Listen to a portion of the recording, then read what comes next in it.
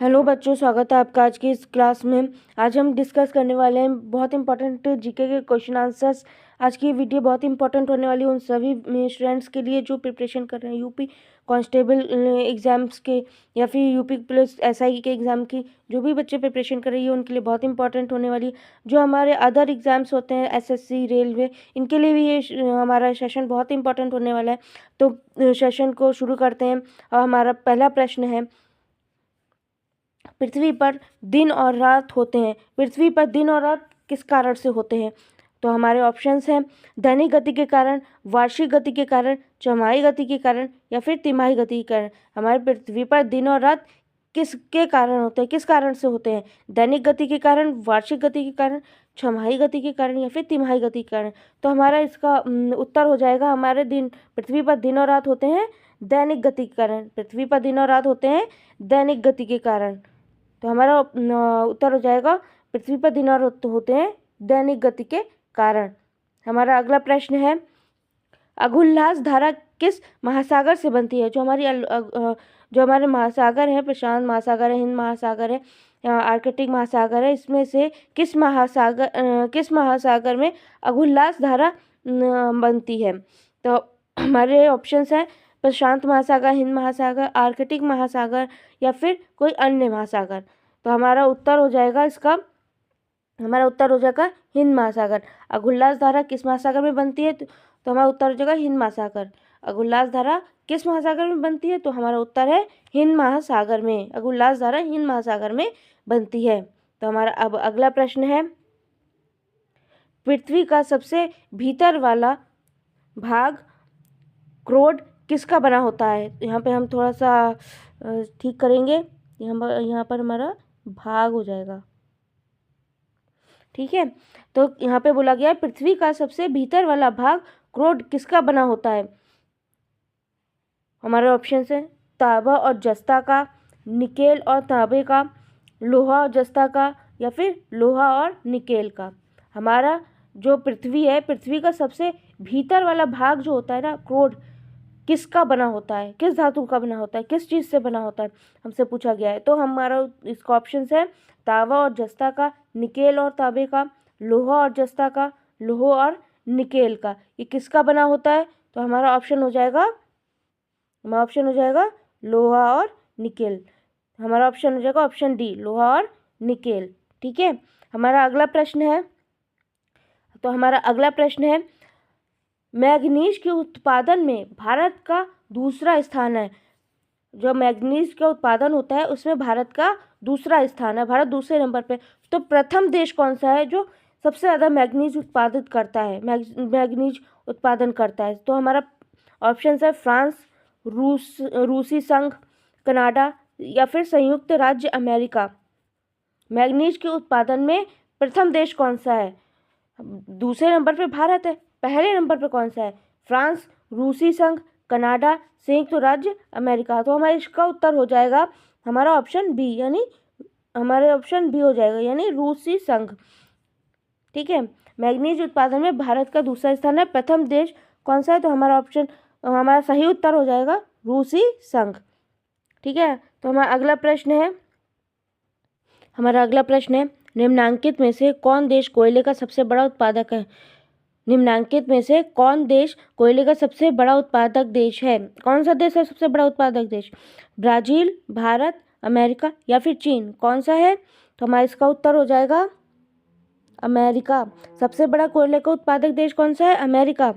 हमारा अगला प्रश्न है, इसमें किसको जापान का मैनचेस्टर कहा जाता है? जापान का मैनचेस्टर किसको कहा जाता है? Osaka, Tokyo, Nagasaki, Yokohama. Osaka, Tokyo, Nagasaki, Yokohama, कौन सा है? इसका सही उत्तर किसको कहा गया है जापान का मैनचेस्टर? हमारा उत्तर हो जाएगा ओसाका। हमारा अगला प्रश्न है, भारत के स्वतंत्रता संघर्ष के दौरान दक्कन एजुकेशनल सोसाइटी नामक संस्था की स्थापना किसने की थी? भारत के स्वतंत्रता संघर्ष के दौरान दक्कन एजुकेशनल सोसाइटी नामक संस्था की स्थापना किसने की थी? हमारे ऑप्शंस हो जाएंगे जवाहरलाल नेहरू, रविंद्रनाथ टैगोर, बाल गंगाधर तिलक, व्योमेश चंद्र बनर्जी। जवाहरलाल नेहरू जी, रविंद्रनाथ टैगोर जी, बाल गंगाधर तिलक जी या फिर व्योमेश चंद्र बनर्जी जी। किसने की थी स्थापना इसकी? दक्कन एजुकेशनल सोसाइटी नामक संस्था की स्थापना किसने की थी इनमें से? हमारा सही उत्तर हो जाएगा बाल गंगाधर तिलक जी। किसने की थी? बाल गंगाधर तिलक जी ने। हमारा अगला प्रश्न है 1857 के गदर के समय भारत का गवर्नर जनरल कौन था? जो 1857 का जो गदर का समय था उस समय भारत के गवर्नर जनरल कौन था? Lord Canning, Neil Armstrong, John Mathai या फिर अन्य? Lord Canning, Neil Armstrong, John Mathai या फिर अन्य? कौन था गवर्नर जनरल? गवर्नर जनरल था लॉर्ड कैनिंग। गवर्नर जनरल था लॉर्ड कैनिंग। हमारा अगला प्रश्न है भारत भारतीयों के लिए ये नारा किस संस्था ने दिया था? भारत भारतीयों के लिए ये नारा किस संस्था ने दिया था? हमारे ऑप्शंस हो जाएंगे अशासकीय संस्था, आर्य समाज ने, ब्रह्म समाज ने, अन्य। शासकीय संस्था, आर्य समाज, ब्रह्म समाज या फिर अन्य? हमारा सही उत्तर हो जाएगा इसका आर्य समाज ने। किसने दिया था भारत भारतीयों के लिए नारा? आर्य समाज ने। किसने दिया था भारत भारतीयों के लिए नारा? किस संस्था ने दिया था? ये नारा दिया था आर्य समाज ने। हमारा अगला प्रश्न है विंध्याचल और सतपुड़ा पहाड़ियों के बीच से होकर बहने वाली नदी कौन सी है? कौन सी नदी है विंध्याचल और सतपुड़ा की पहाड़ियों के बीच बहने वाली नदी? हमारे ऑप्शंस है नर्मदा, सिंधु, कोसी, गोदावरी। कौन सी नदी है? नर्मदा नदी है, सिंधु नदी है, कोसी नदी है या फिर गोदावरी नदी? कौन सी नदी है जो इन दो पहाड़ियों के बीच बहती है? विंध्याचल और सतपुड़ा। तो हमारा इसका सही उत्तर कौन सा हो जाएगा? हमारा इसका सही उत्तर हो जाएगा ऑप्शन ए, यह है नर्मदा नदी। विंध्याचल और सतपुड़ा की पहाड़ियों के बीच से बहने वाली नदी है सतपुड़ा नदी। हमारा अगला प्रश्न है विंध्याचल और सतपुड़ा पहाड़ियों के बीच से होकर बहने वाली नदी कौन सी नदी है? विंध्याचल और सतपुड़ा पहाड़ियों के बीच बहने वाली नदी नर्मदा नदी, सिंधु नदी, कोसी नदी, गोदावरी नदी। कौन सी नदी है जो विंध्याचल और सतपुड़ा पहाड़ियों के बीच बहती है? नर्मदा नदी, सिंधु नदी, कोसी नदी या फिर गोदावरी नदी? कौन सी नदी बहती है इन दोनों पहाड़ियों के बीच? ये हमारा ऑप्शन हो जाएगा इसका सही नर्मदा नदी। कौन सी नदी बहती है विंध्याचल और सतपुड़ा पहाड़ियों के बीच? ये बहती है नर्मदा नदी। हमारा अगला प्रश्न है इन्वेस्टर प्रोटेक्शन फंड किस संस्था ने स्थापित किया है? जो इन्वेस्टर प्रोटेक्शन फंड है किस संस्था ने स्थापित किया है? हमारे ऑप्शन हो जाएंगे पूंजी मुद्दे ने, डीएलएफ ने, सेबी ने या फिर अन्य? किसने स्थापित किया इन्वेस्टर प्रोटेक्शन फंड? पूंजी मुद्दे ने, डीएलएफ ने, सेबी ने या फिर किसी अन्य संस्था ने? ये हमारा स्थापित किया है सेबी ने। किसने स्थापित किया है? सेबी ने। सेबी की फुल फॉर्म क्या होती है? Securities exchange board of India. क्या होती है सेबी की full form? Securities exchange board of India. Investor protection fund किस संस्था ने स्थापित किया है? सेबी ने। इसकी फुल फॉर्म होती है securities exchange board of India. हमारा अगला प्रश्न है कुंडापुर एवं करवार कच्छ वनस्पति स्थान कहाँ स्थित है? कुंडापुर एवं करवार कच्छ वनस्पति स्थान कहाँ स्थित है?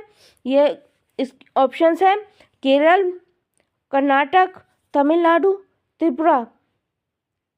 केरल, कर्नाटक, तमिलनाडु, त्रिपुरा। कौन से राज्य में स्थित है ये कुंडापुर एवं करवार कच्छ वनस्पति? ये हमारे स्थित है कहाँ पर स्थित है? ये स्थित है कर्नाटक राज्य में। कहाँ स्थित है? कर्नाटक राज्य में। हमारा अगला प्रश्न है भारत की प्रथम बहुउद्देशीय परियोजना किस नदी बनाई गई थी? भारत की प्रथम बहुउद्देशीय परियोजना किस नदी बनाई गई थी? कौन सी नदी बनाई गई थी भारत की प्रथम बहुउद्देशीय परियोजना? कावेरी नदी, गंडक नदी, दामोदर नदी, यमुना नदी। कौन सी नदी बनी थी? कावेरी नदी, गंडक नदी, दामोदर नदी, यमुना नदी। कौन सी नदी बनाई गई थी बहुउद्देशीय परियोजना? हमारा सही उत्तर हो जाएगा दामोदर नदी। सॉरी, एक सेकेंड।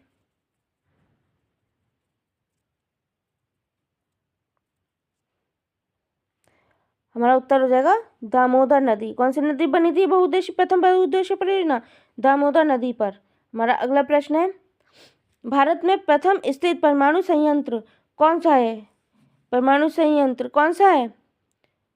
तारापुर परमाणु संयंत्र, कैटेनोम परमाणु संयंत्र, कुडनकुलम परमाणु संयंत्र या फिर अन्य? भारत में प्रथम स्थित परमाणु संयंत्र कौन सा है? तारापुर परमाणु संयंत्र, कैटेनोम परमाणु संयंत्र, कुडनकुलम परमाणु संयंत्र या फिर अन्य? इसका सही उत्तर क्या हो जाएगा? इसका सही उत्तर हो जाएगा हमारा तारापुर परमाणु संयंत्र। कौन सा परमाणु संयंत्र? तारापुर परमाणु संयंत्र।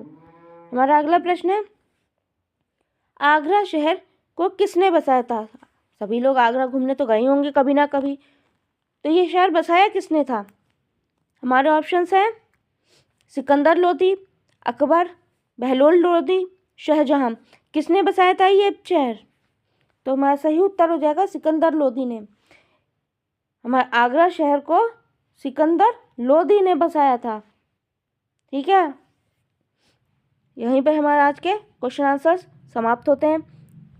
आशा है आपको ये सेशन पसंद आया होगा। अगर सेशन पसंद आया तो प्लीज़ चैनल को सब्सक्राइब कर लें और वीडियो पसंद आई हो तो लाइक ज़रूर करें।